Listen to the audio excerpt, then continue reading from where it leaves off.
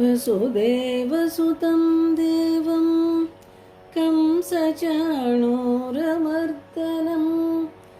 देवकी परमानन्दं कृष्णं वन्दे जगद्गुरुं।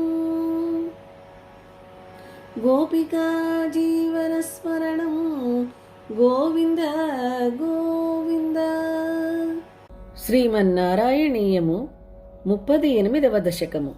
శ్రీకృష్ణావతారము. ఆనందరూప భగవన్ ఐతేవతారే ప్రాప్తే ప్రదీప్త భవదంగ నిర్యమాణై కాంతివ్రజైరివ ఘనాఘనమండలై ద్యామావృణ్వతి విరురుచే కిల వర్షవేళ.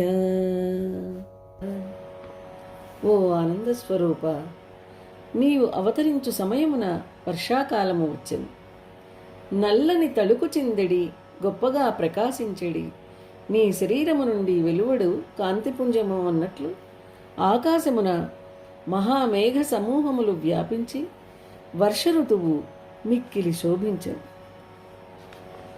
ఆశాసు శీతలతరాసు పయోగతోయై ఆశాసితాప్తి వివసేషు చ సజ్జనేషు నైశాకరోదయ విధౌ నిశిమధ్యమాయాం క్లేశాపహస్త్రి జగతాం త్వమిహ విరసి.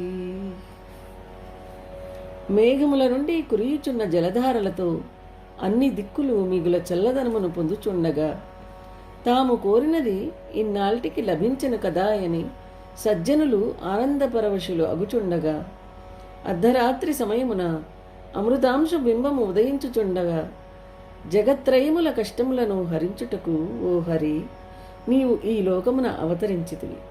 బాల్యస్పృశాపి వపుషా దదుషా విభూతి ఉజ్జత్ కిరీట కటకాంగదహార భాస శంఖారి వారి జగద పరిభాసితేన మేఘాసితేన పరిలేసిత సూతిగేహే. ఓ ప్రభు, నీవు శిశురూపములో అవతరించినను బాలుని రూపమునందు ఉన్నను ఆ మూర్తి యందు అణిమాది విభూతులు సకల వైభవములు ఉండెను. కిరీటము, కంకణములు, భుజకీర్తులు, మణిహారములు, కాంతులు మిరుముట్లు గొల్పగా శంఖచక్ర గదాపద్మములు నీ హస్తములందు ప్రకాశించెను. ఈ విధముగా నీవు మేఘశ్యామల శరీర కాంతితో తొలకరి మేఘము వలె ఆ పురిటి ఇంటిలో మిగుల శోభిల్లితివి. వక్షస్థలీ సుఖనిలీన విలాసి లక్ష్మీ మందాక్షలక్షిత కటాక్ష విమోక్ష భేదై తన్మందిరస్య ఖలకం సకృతామలక్ష్మీం ఉన్మార్జయన్నివ విరేజిత వాసుదేవ.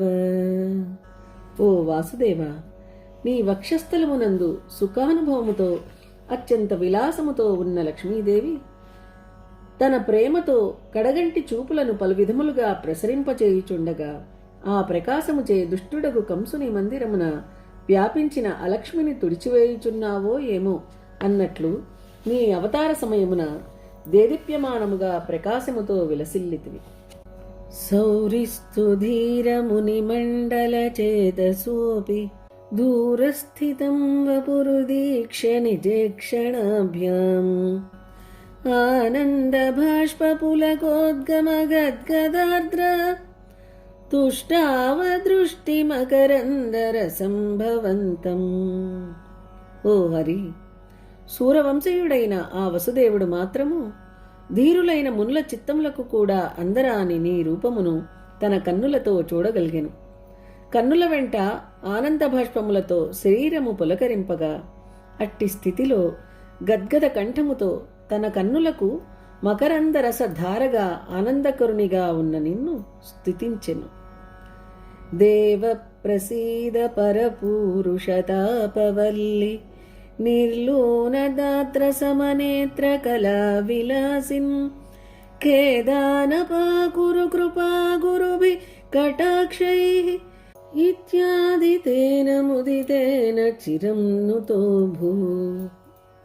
ఓ దేవ పరమపురుష, జీవుల తాపములను ఖండించు కొడవలితో సమానమైన నేత్రశోభా విలాసములు కలవో భగవాన్, మా యందు అనుగ్రహమును చూపుము, దయను కురిపించుము, నీ కడగంటి చూపులతో మా మనోవేదనలను తొలగింపుము అని బహువిధములుగా ఆనంద వివశుడైన ఆ వసుదేవునిచే స్తుతింపబడితివి.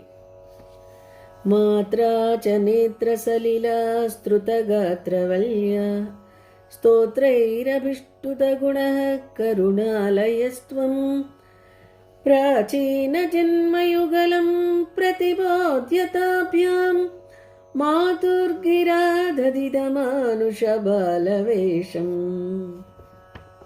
నీ మాత అయిన దేవకీదేవి కూడా ఆనంద భాష్పములచే నీ శరీరమును లతను తడుపుతూ దయకు ఆశ్రయస్థానమగు నీ కళ్యాణ గుణములను స్తుతి చెయ్యగా, కరుణాంతరంగుడవైన నీవు నీ పూర్వ అవతారములను రెండింటిని అనగా పూర్వము 2 జన్మలలో వారికి పృష్ణిగర్భుడుగను అదితి కశ్యపులకు వామనుడుగను అవతరించిన వృత్తాంతమును వారికి గుర్తు చేసి నీ తల్లి కోరికపై మానవ శిశు వేషమును ధరించితివి. త్వత్ప్రేరితస్తదను నందతనూజయతే వ్యత్యాసమారచయితుం సహిసూరసూను త్వాం హస్తయోరధృతచిత్తవిధార్యమార్యైః అంభోరుహస్తకలహంస కిశోరరమ్యం. ఓ స్వామి, ఆ తరువాత వసుదేవుడు నీవు చెప్పిన విధముగా నందుని ఇంట నిన్ను ఉంచి యశోద పక్కన ఉన్న నందుని ఇంట పుట్టిన బాలికను తాను తెచ్చుకొను విధముగా మార్పు చేయదలిచిన నీ ప్రేరణతో మునులు మహానుభావులు చిత్తములందు నిలుపుకొనడి నిన్ను తన హస్తములందు ధరించెను. స్వామి, అప్పుడు నీవు పద్మములయందు ధరించిన కలహంస కిశోరములాగా అందముగా కనబడుచుంటివి. జాతా తదా పశుపసద్మని యోగ నిద్రా విముద్రితమధాకృత పౌరలోకం త్వత్ప్రేరణాత్ కిమివ చిత్రమచేతనైర్య ద్వారైః స్వయం యఘటి సంఘటితైః సుగాఢం.